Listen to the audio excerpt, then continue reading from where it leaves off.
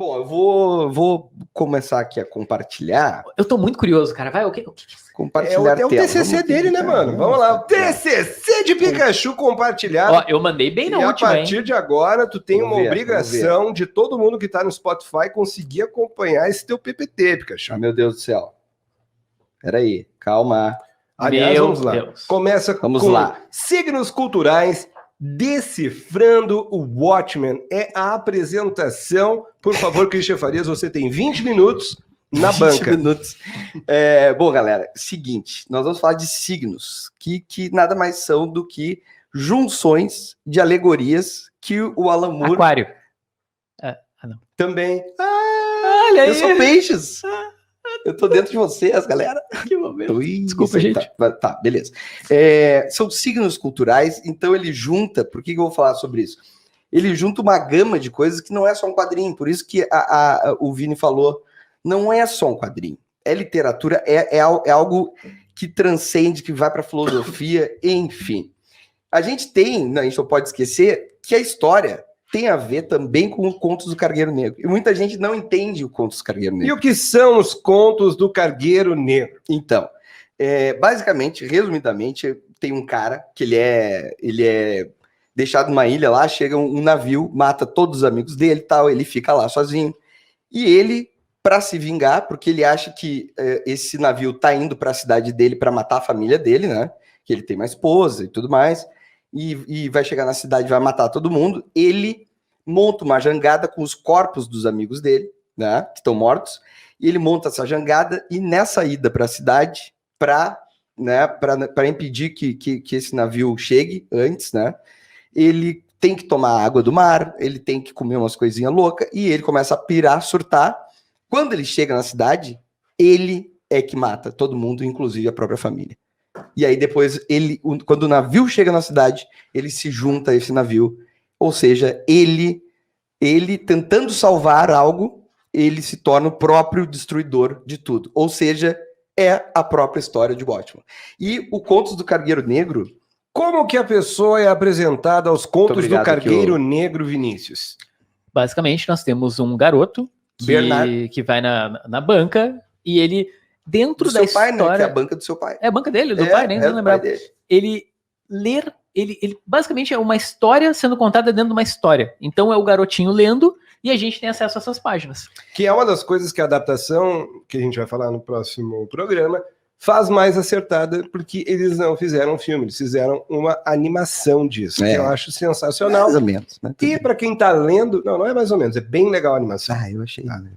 E para quem tá lendo o gibi é interessante, porque isso tudo ocorre na parte de baixo da página. E isso é muito interessante, porque tu pode passar reto depois voltar a ler, ou tu pode ler tudo, tu escolhe a maneira que tu quer fazer essa leitura adicional. Inclusive, a alusão, tu não vai entendendo muito bem qual a conexão. Depois, no final, tu entende a grande conexão do Contos do Cargueiro Negro Por quê? Porque o Alan Moore, ele faz uma parada que, por exemplo, é brincar com Contos do Cargueiro Negro e alguns quadros de Watchmen que são exatamente semelhantes. Então, o tempo inteiro ele tá te dizendo, cara, presta atenção no Contos do Cargueiro Negro, porque tem tudo a ver com a história principal. Para quem tá só ouvindo, por exemplo, o né, Pikachu agora tá na página 9 do quadrinho, onde um determinado personagem ele tá tendo um enquadramento muito semelhante, e isso situa porque o conto do Cargueiro tá dando um spoiler do que vai vir adiante na história. Exatamente. E, cara, o próprio... Agora eu vou passar aqui, ó. O próprio Rorschach... E só mais uma coisa. O Contos do Cargueiro Negro, ele só existe porque o Alan Moore e o Dave Gibbons começaram a pensar o que essa geração leria se os super-heróis existissem de verdade. Seriam contos de piratas, de humanos, de histórias de piratas, de bárbaros, aquilo etc. que não é a realidade deles. Exatamente. Que não faz o menor sentido. Desculpa, essa aí foi cagada. Não, porque o Superman já existiu, só que aí existe um herói de verdade. Mas e aí perde a graça. Claro que não. Se existisse um herói de verdade, aí que as pessoas iam querer ler super-heróis. Não tá vendo a galera aí que acompanha diariamente o mito? Tu não entende?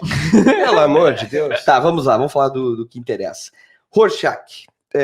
Tem Steve Ditko criou, né, questão, E aí, obviamente, né, baseado no questão, veio o Rorschach, mas antes ele fez o Mr. A. E o Mr.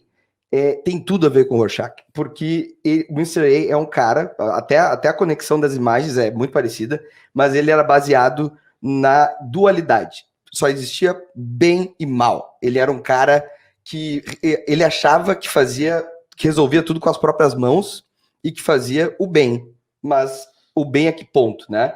E aí nós vamos para Nietzsche, onde Nietzsche cita que Deus está morto.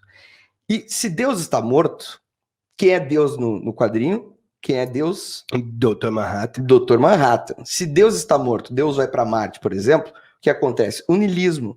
Quando falta Deus, quando Nietzsche critica a falta de Deus, e ele fala, o que acontece se Deus não existisse? Não sei, doutor. Apareceria o niilismo. O niilismo nada mais é do que o que tem valor quando tu não consegue te apegar a algo maior. Tu saberia ser do bem, do mal? Tu saberia discernir? Não, te importaria realmente com alguma coisa? Exatamente. E aí nós temos o Rorschach, que é o cara que faz as suas próprias escolhas baseada na opção dele, de bem e mal. E nós temos o conceito de Ubermensch, que é o homem superior.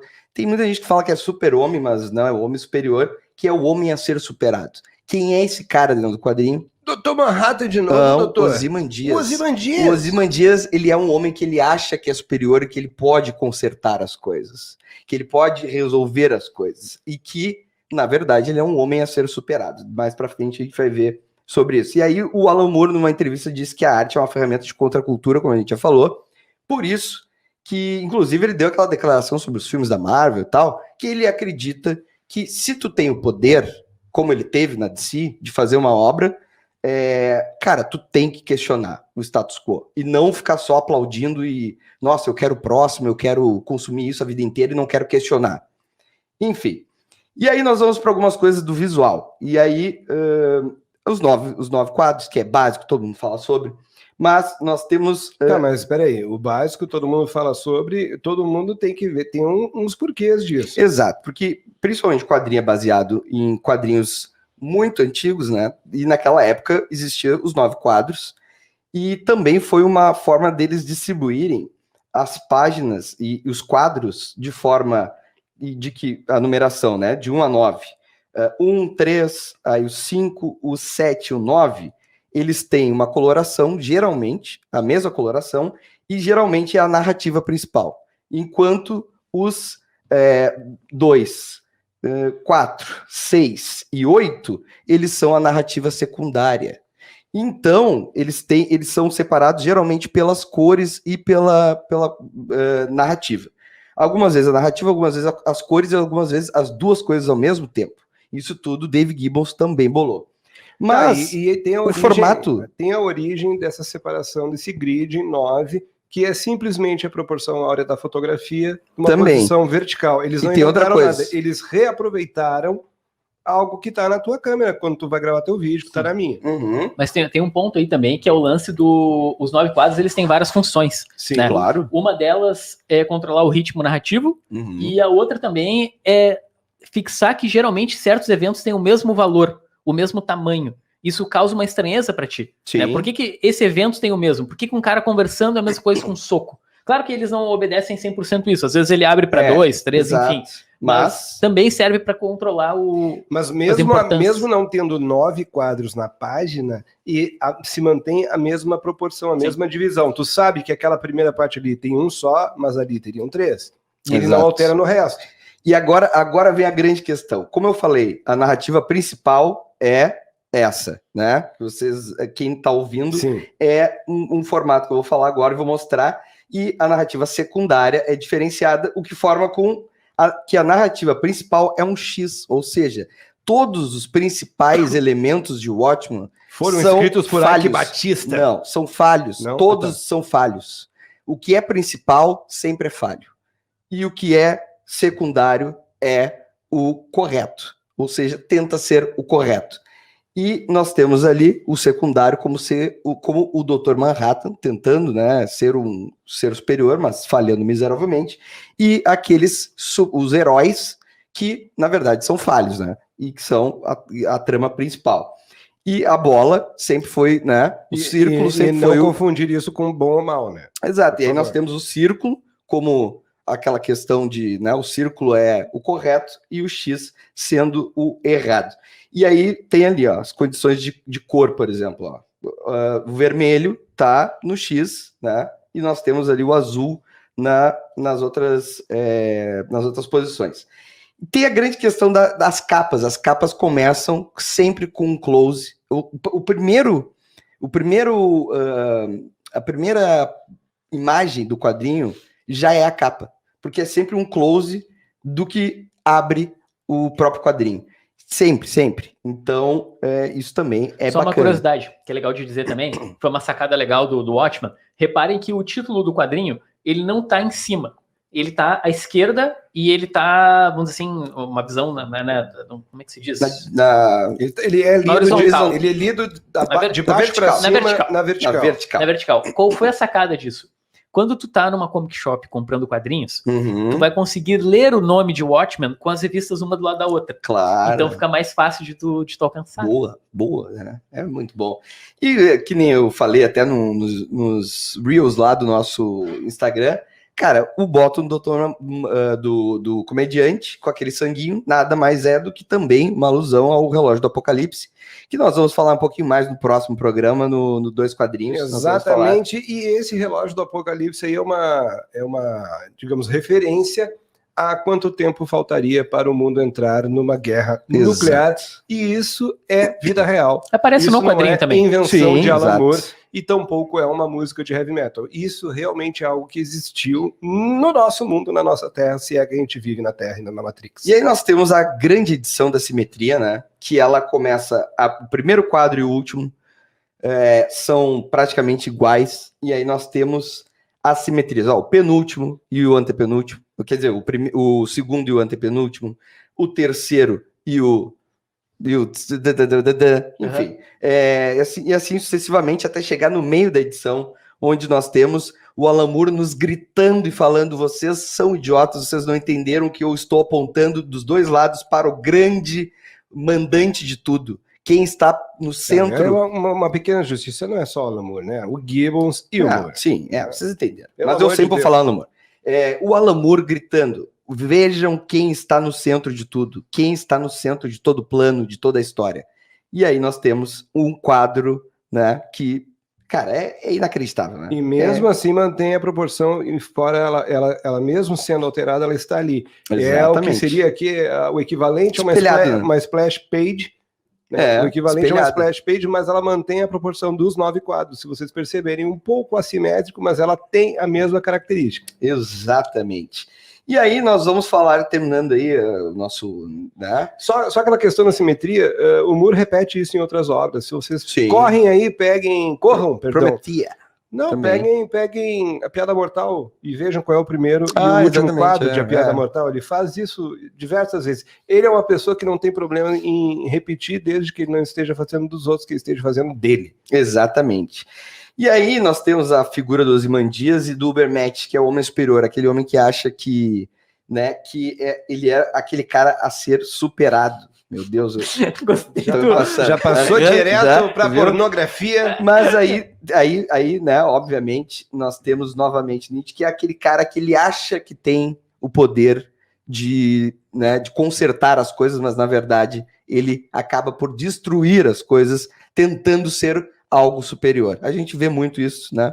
Inclusive na política. Exatamente. E aí, por final, nós temos então Ozymandias, né? Nietzsche, e nós temos ele foi superado por algo maior? Sim, era bem grande. Era bem grande. Ele achou, ele obviamente, né, tem um spoiler, mas enfim, eu preciso falar disso.